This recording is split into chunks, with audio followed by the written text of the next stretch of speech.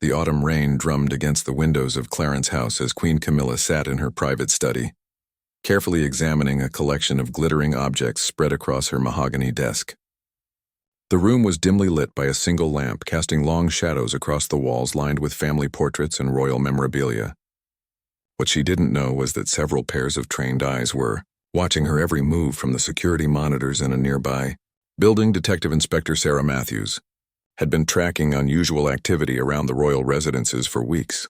Intelligence reports suggested that certain valuable items from the crown jewels collection had gone missing from the Tower of London's vault, though this information was being kept strictly confidential to avoid public panic. The missing pieces included a rare sapphire brooch dating back to Queen Victoria's era, a set of diamond earrings worn by Queen Elizabeth II during her coronation, and a ceremonial dagger encrusted with precious stones.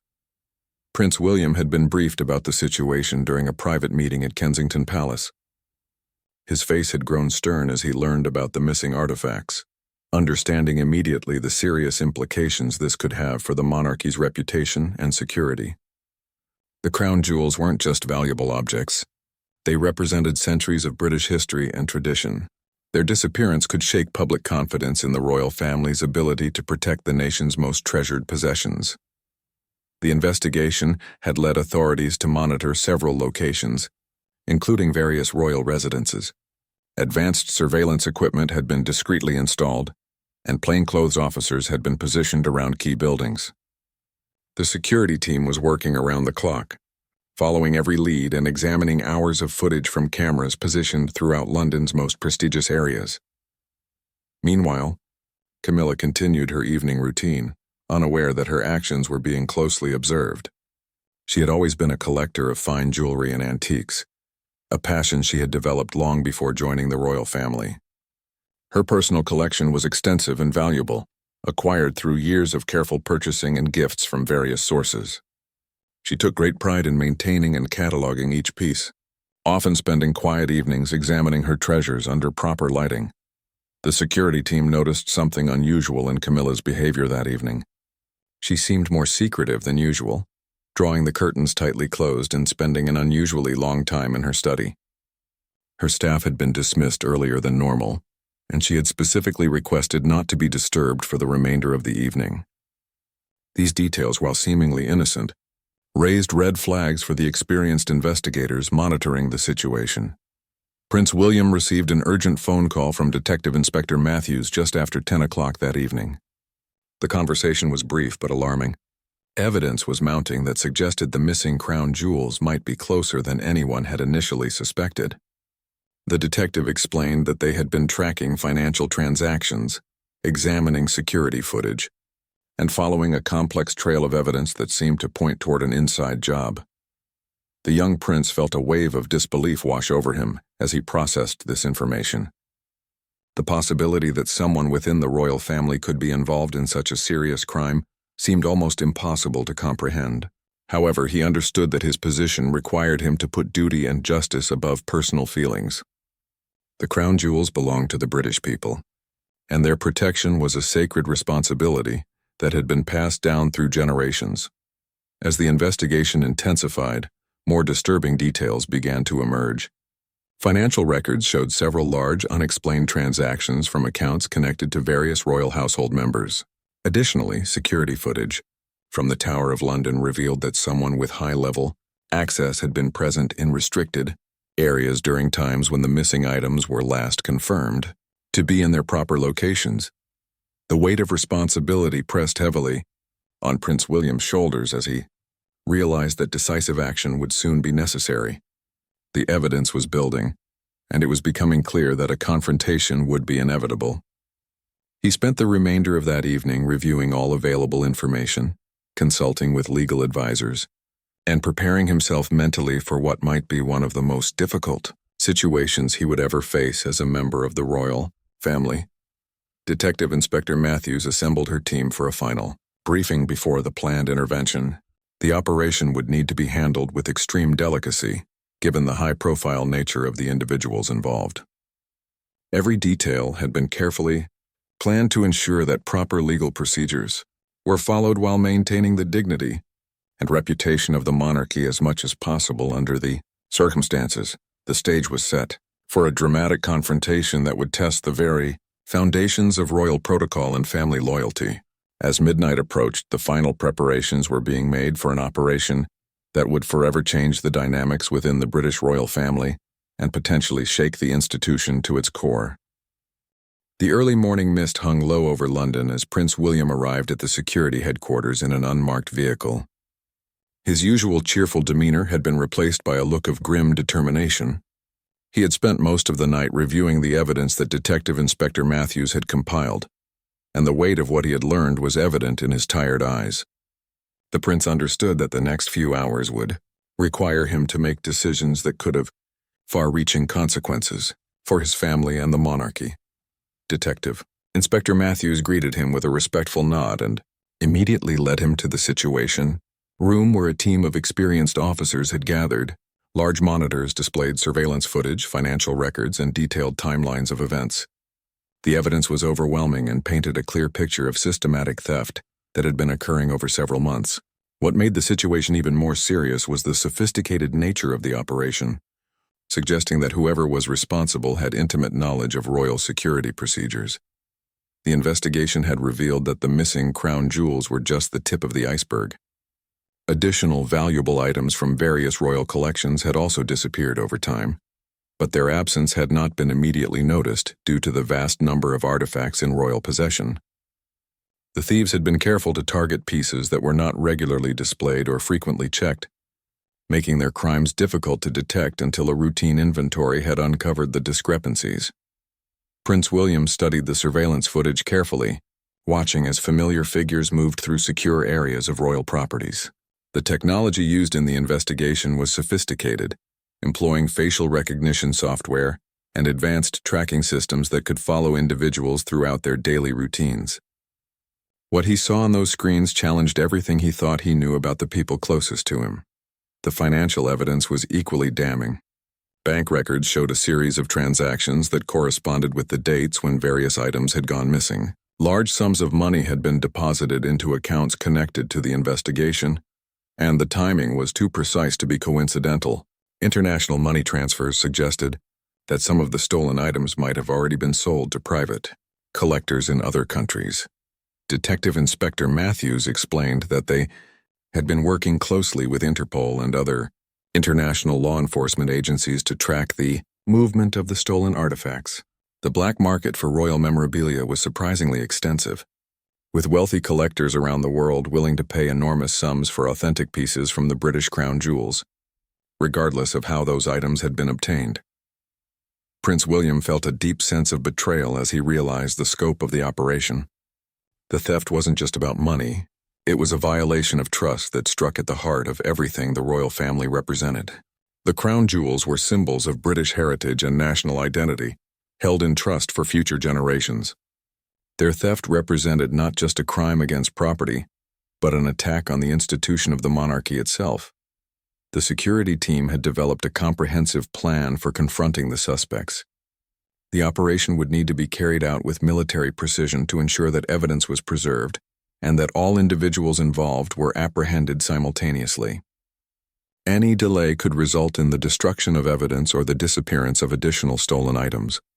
Legal advisors had been consulted to ensure that all procedures would be followed correctly, despite the unusual circumstances of investigating members of the royal family. The rule of law applied to everyone, regardless of their position or status, and it was crucial that the investigation maintain its integrity throughout the process. Special protocols had been established to handle the sensitive nature of the case while ensuring that justice would be served. Prince William took a deep breath as he reviewed the final operational plans.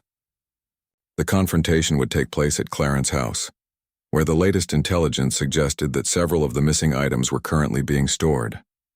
The timing had been carefully chosen to minimize public attention and to ensure that all necessary personnel would be available to execute the operation smoothly. The young prince understood that his presence during the operation was both necessary and symbolic. As a future king, he needed to demonstrate that the royal family would not tolerate corruption or criminal behavior within its ranks. His participation would send a clear message that justice and accountability were more important than family loyalty when serious crimes had been committed. As the final preparations were completed, Prince William reflected on the difficult phone call he would need to make to his father after the operation was complete.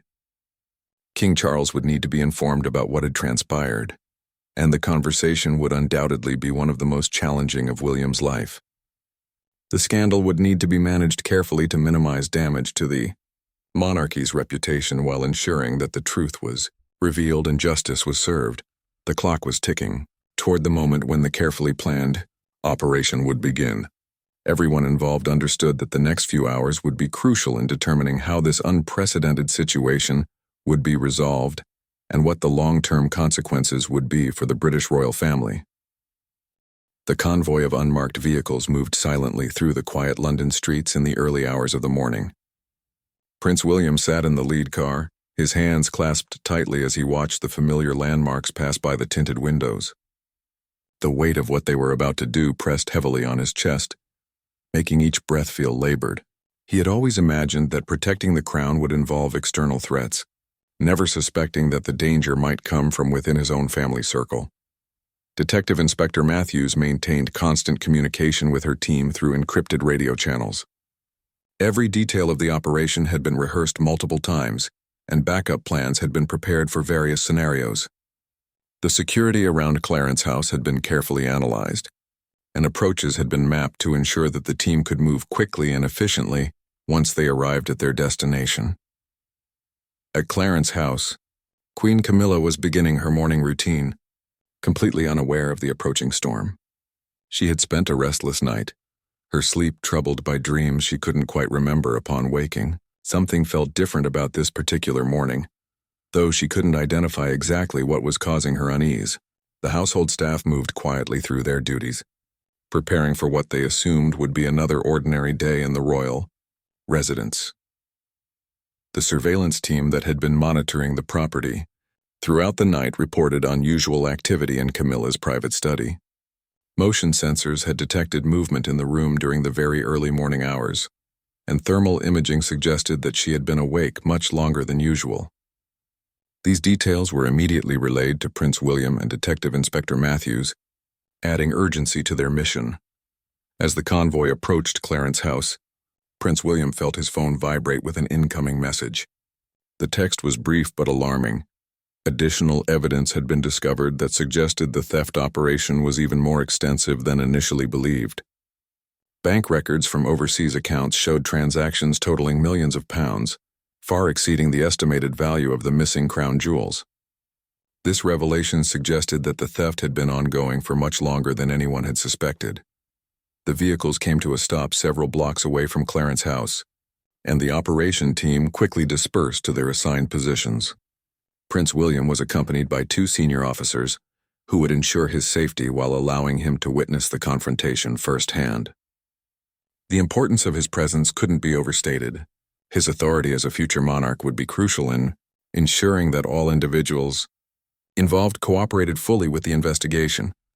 Detective Inspector Matthews approached the main entrance of Clarence House with a small team of officers, while additional teams positioned themselves around the perimeter of the property.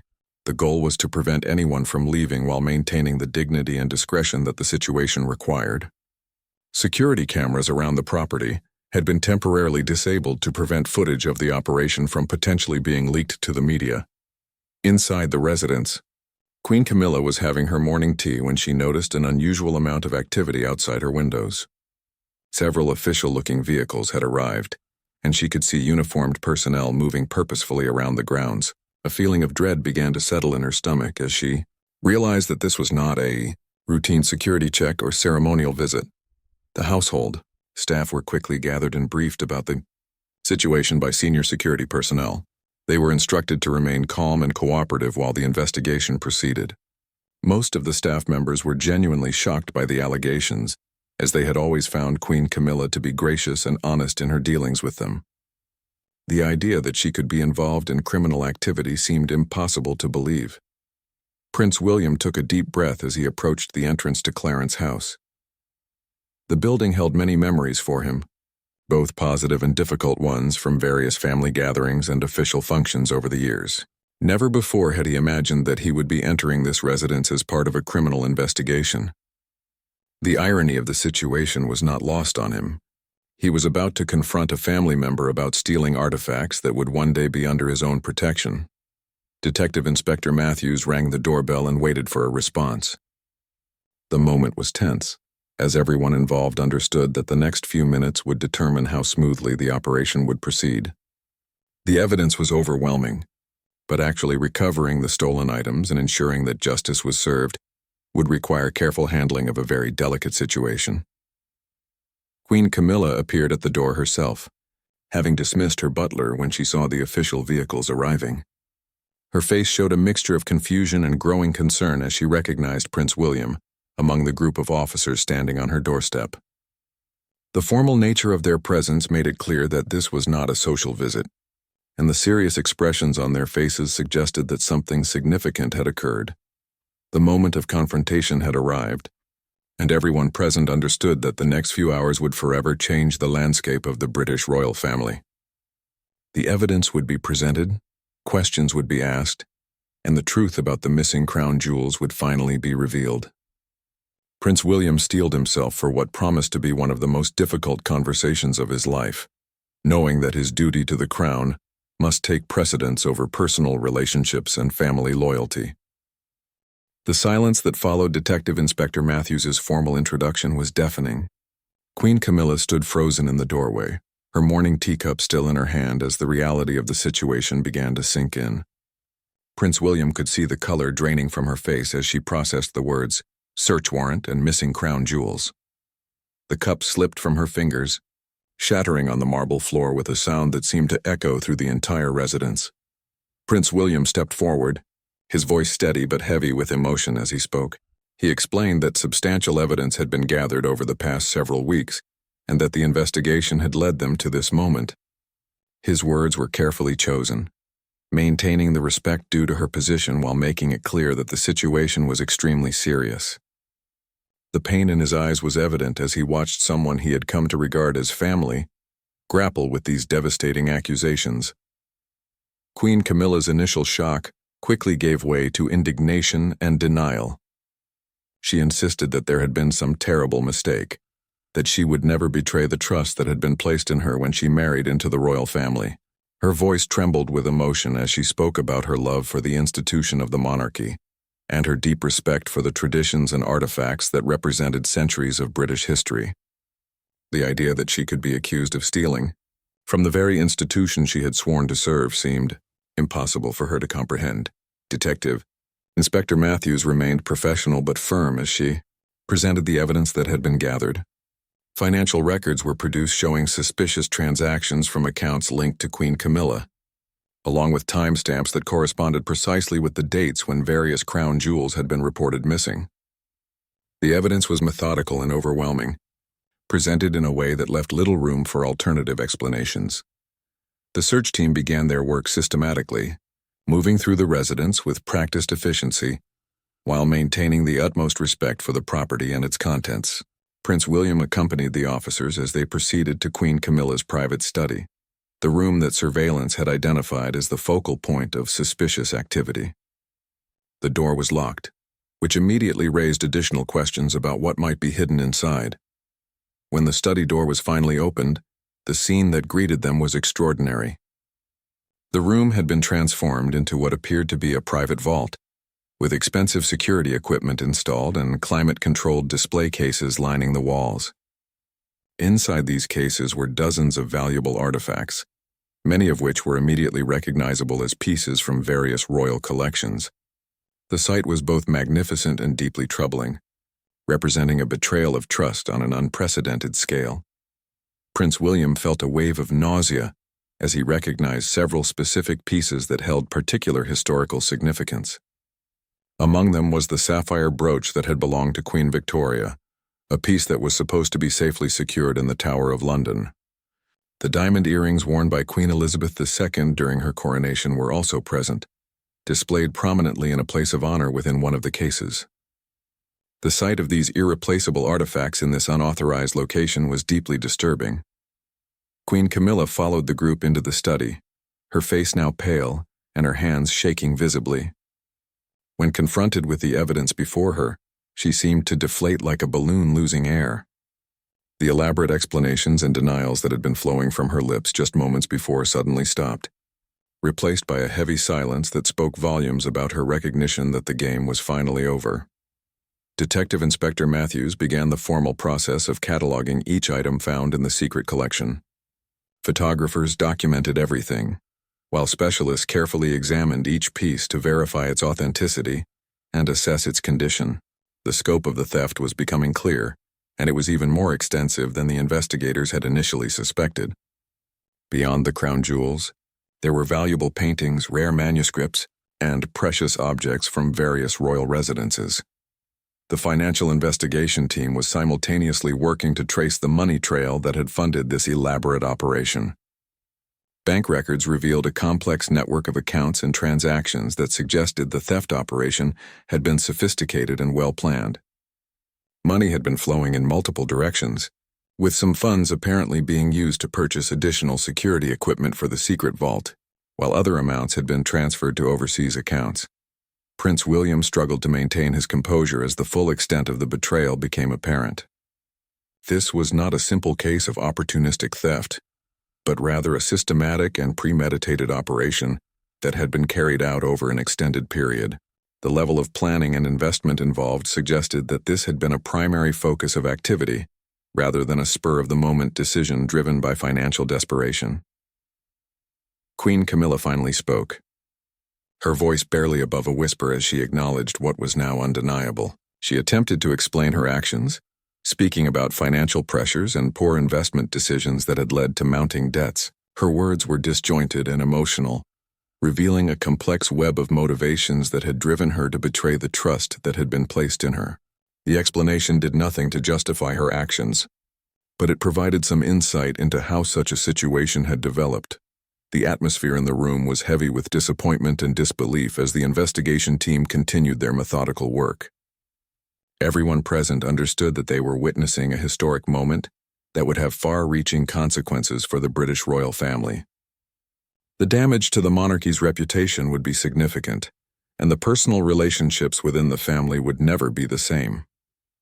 Prince William knew that the most difficult part of this ordeal was still to come, as the full legal process would need to unfold, and the public would eventually learn about what had transpired.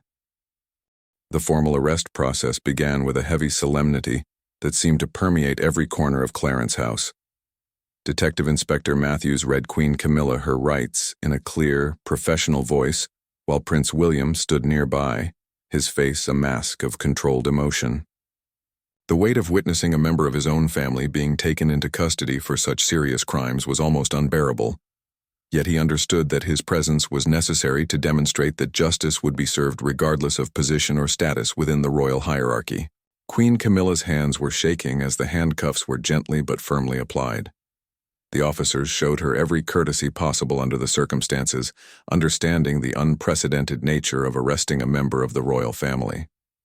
She had requested a few moments to compose herself and to make arrangements for her personal affairs, a request that was granted despite the urgency of the situation. The dignity of the monarchy had to be preserved even in these extraordinary circumstances. The media management team was already working frantically to prepare for the inevitable public announcement.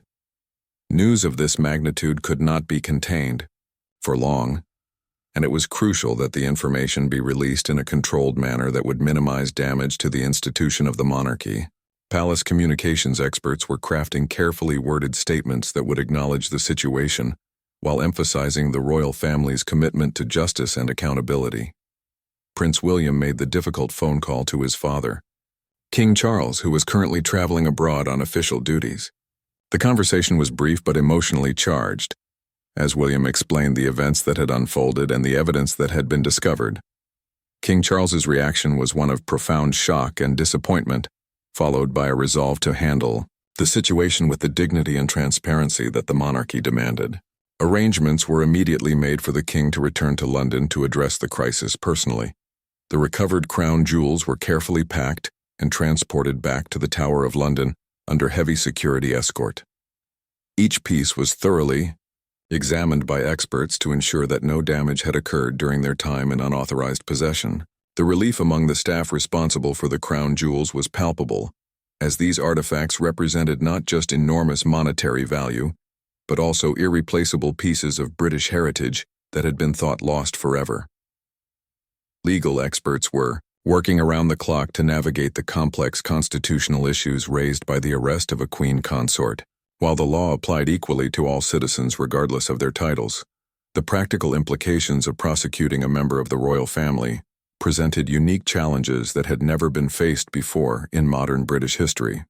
Precedents from centuries past were being studied to understand how such situations had been handled in different eras. The investigation team continued to uncover additional evidence that painted an even more disturbing picture of the scope of the theft operation. Computer files found in Queen Camilla's study revealed detailed inventories of royal collections, along with market valuations and potential buyer contacts. The level of organization suggested that this had been a sophisticated criminal enterprise rather than impulsive acts of theft driven by immediate financial need. Prince William spent several hours reviewing the evidence with senior legal advisors, trying to understand the full implications of what had been discovered.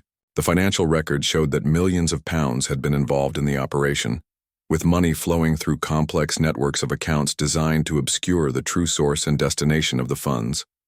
International law enforcement agencies were being contacted to help trace assets that appeared to have been moved overseas. Queen Camilla was transported to a secure facility where she would be held pending formal charges and bail hearings. The facility had been chosen specifically for its ability to provide appropriate security while maintaining the privacy necessary. To prevent media circuses from developing around her detention, special arrangements had been made to ensure her safety and to provide her with legal representation that understood the unique circumstances of her case. The household staff at Clarence House were interviewed extensively as part of the ongoing investigation. Most were genuinely shocked by the revelations and had noticed nothing suspicious about Queen Camilla's behavior in recent months. However, some staff members did recall unusual requests for privacy and instances where certain rooms had been declared off-limits for cleaning or maintenance. These details were being carefully documented as part of the comprehensive investigation. International implications of the theft were beginning to emerge as investigators traced the movement of stolen artifacts through global markets. Several items had apparently been sold to private collectors in other countries, creating complex diplomatic and legal challenges for recovering those pieces. Interpol was coordinating with law enforcement agencies around the world to identify and locate artifacts that might have already been sold. Prince William faced the difficult task of informing other members of the royal family about what had transpired. Phone calls were made to various relatives who needed to be prepared for the media storm that was about to break. Each conversation was emotionally challenging, as family members struggled to reconcile their personal relationships with Queen Camilla with the serious crime she had apparently committed. The security protocols for all royal residences were being immediately reviewed and updated in light of the breach that had allowed such extensive theft to occur undetected. New procedures were being implemented to ensure that similar situations could never develop again, including enhanced monitoring systems and more frequent inventories of valuable collections. The entire royal protection system was being scrutinized to identify vulnerabilities that had been exploited. As evening approached, Prince William found himself alone in his office at Kensington Palace, staring out at the London skyline and contemplating the enormous changes that a single day had brought to his family and to the monarchy itself. The weight of responsibility for protecting the crown and its traditions had never felt heavier, and he knew that the challenges ahead would test the very foundations of the institution he would one day lead. The process of healing and rebuilding trust would be long and difficult, but it was a task that he was determined to see through with honor and integrity. The dawn of the following day brought an unprecedented media storm that engulfed London and quickly spread around the world. News outlets struggled to comprehend and report on a story that seemed almost too extraordinary to believe. The arrest of Queen Camilla for theft of the crown jewels dominated every front page, television broadcast, and social media platform. Palace communications teams worked frantically to manage the crisis while ensuring that accurate information was being disseminated to prevent the spread of wild, speculation and conspiracy theories. King Charles had returned to London during the night and was immediately briefed on every detail of the investigation and arrest. His private reaction was one of profound personal pain, as he grappled with the betrayal by someone he had loved and trusted completely. However, his public response was measured and dignified, emphasizing his commitment to justice and the rule of law. A carefully crafted statement was released expressing his shock and disappointment while reaffirming the monarchy's dedication to transparency and accountability. Prince William found himself thrust into the role of primary spokesman for the royal family during this crisis. His first public appearance was at a hastily arranged press conference where he faced a barrage of questions from journalists around the world. He spoke with remarkable composure about the importance of protecting Britain's national treasures and the royal family's cooperation with law enforcement. His words were carefully chosen to maintain dignity while acknowledging the gravity of the situation. The legal proceedings moved forward with unprecedented speed and attention to detail. Queen Camilla's first court appearance was held under extraordinary security measures to prevent disruption and ensure her safety. She appeared subdued and remorseful, speaking only when directly addressed by the judge. Her legal team had advised her to enter a preliminary plea of not guilty while they reviewed the extensive evidence that had been gathered against her. International recovery efforts were yielding surprising results as investigators tracked down artifacts that had been sold to private collectors overseas. Several wealthy individuals who had unknowingly purchased stolen crown jewels were cooperating fully with authorities to return the items. The network of dealers and intermediaries who had facilitated these sales was being systematically dismantled by law enforcement agencies in multiple countries. The financial investigation revealed the true scope of Queen Camilla's financial difficulties, which appeared to stem from a series of catastrophic investment decisions and gambling debts that had accumulated over several years. The pressure to maintain her lifestyle and public image while facing mounting private debts had apparently driven her to increasingly desperate measures. The revelation that she had been struggling financially while maintaining a facade of prosperity shocked those who had known her personally.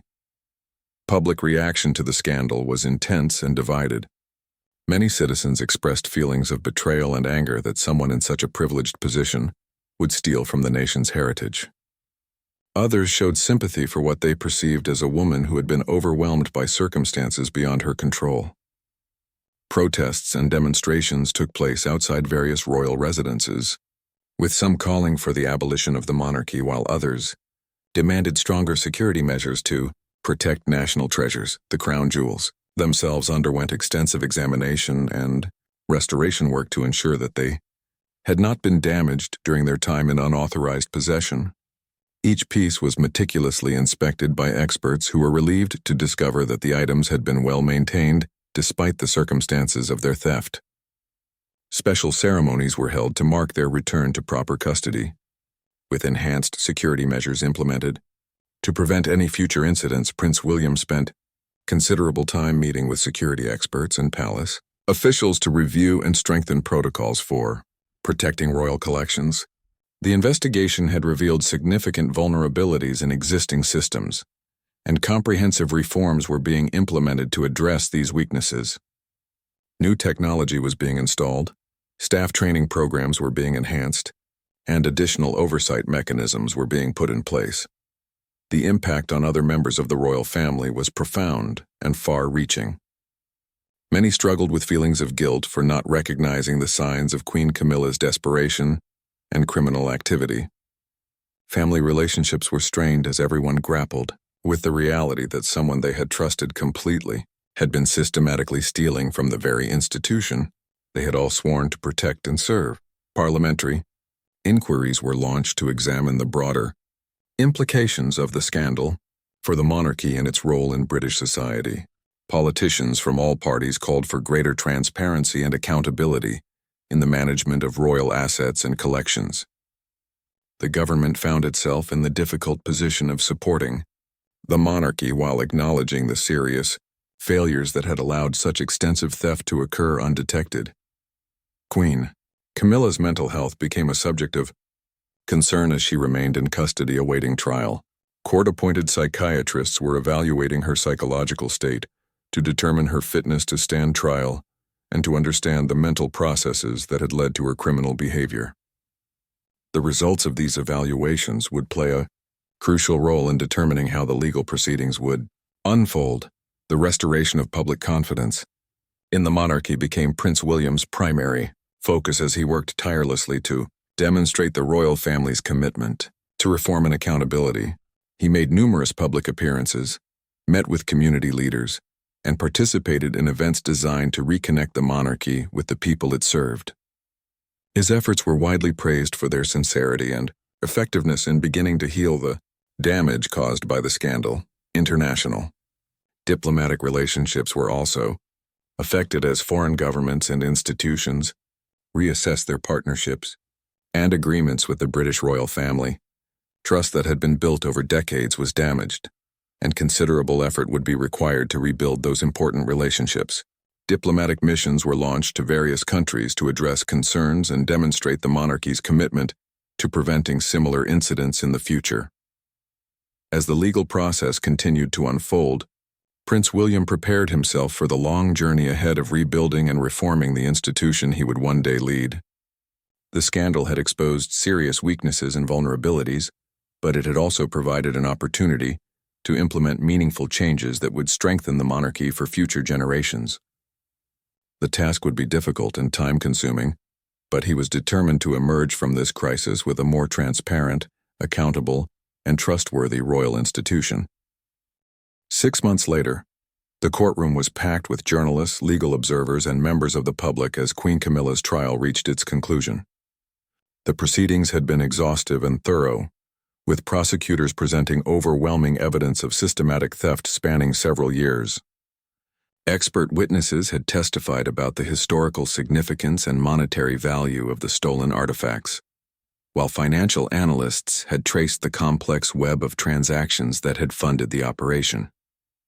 The weight of evidence was so substantial that even Queen Camilla's skilled legal team had been unable to mount an effective defense. Queen Camilla herself had taken the stand during the trial, offering a tearful confession and explanation of the circumstances that had led to her crimes.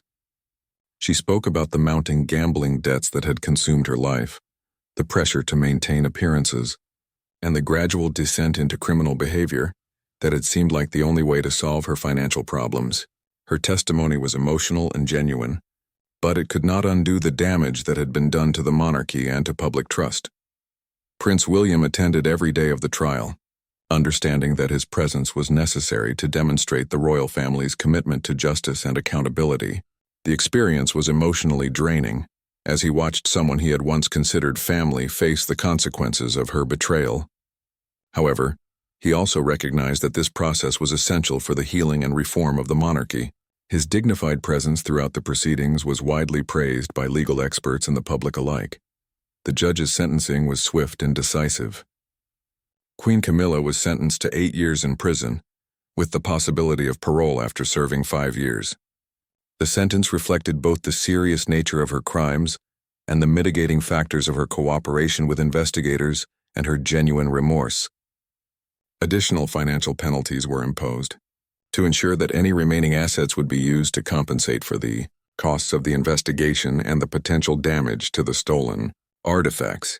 In the aftermath of the trial, Prince William led a comprehensive reform of royal security and asset management protocols. New independent oversight committees were established to monitor royal collections, with regular audits conducted by external experts. Technology systems were upgraded to provide real-time tracking of valuable items, and staff training programs were enhanced to help identify potential security risks.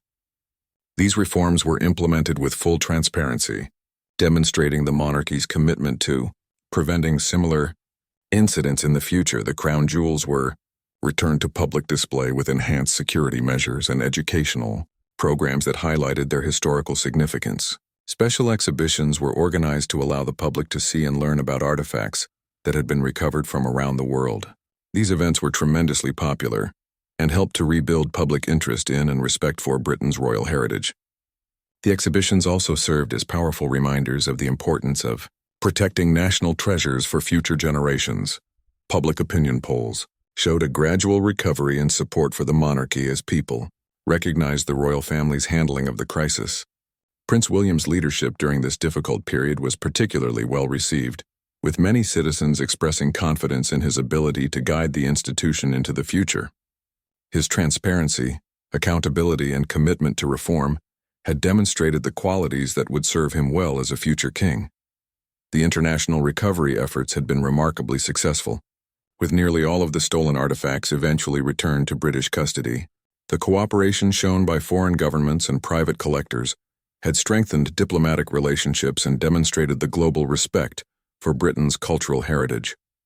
New international agreements were established to prevent the trafficking of stolen royal artifacts and to facilitate rapid recovery. When such incidents occurred, King Charles had weathered the personal and institutional crisis with remarkable dignity, though the strain of the situation was evident to those close to him. His marriage to Queen Camilla had been annulled through a private ecclesiastical process, allowing him to distance himself officially from her crimes while maintaining his position as monarch. The decision had been difficult but necessary to preserve the integrity of the crown and to demonstrate that no one was above the law. The financial investigation had revealed the full extent of the damage caused by the theft operation, with losses estimated at over £50 million when considering the value of stolen items, investigation costs, and damage to the monarchy's reputation. However, the successful recovery of most artifacts and the implementation of comprehensive reforms had helped to mitigate these losses and restore confidence in the royal family's stewardship of national treasures. Prince William had emerged from the crisis as a stronger and more respected leader, with his handling of the situation earning praise from across the political spectrum. His commitment to transparency and reform had demonstrated his understanding of the monarchy's role in modern Britain and his dedication to serving the public interest above personal relationships. These qualities would serve him well in his future role as king and had already begun to shape his approach to royal duties. The long-term impact of the scandal had been significant but not devastating to the monarchy as an institution. While trust had been damaged, the royal family's response to the crisis had ultimately strengthened their position by demonstrating their commitment to justice and accountability. New safeguards and oversight mechanisms had been implemented that would protect royal collections for generations to come, ensuring that such a betrayal could never happen again. As Prince William stood in the restored Crown Jewels exhibition at the Tower of London, watching families marvel at the historic artifacts that had been returned to their rightful place, he reflected on the difficult journey that had brought them to this point. The scandal had tested the monarchy in ways that no one could have anticipated, but it had also provided an opportunity for meaningful reform and renewal. The institution he would one day lead was now stronger, more transparent, and more accountable than ever before, ready to serve the British people with honor and integrity for many years to come.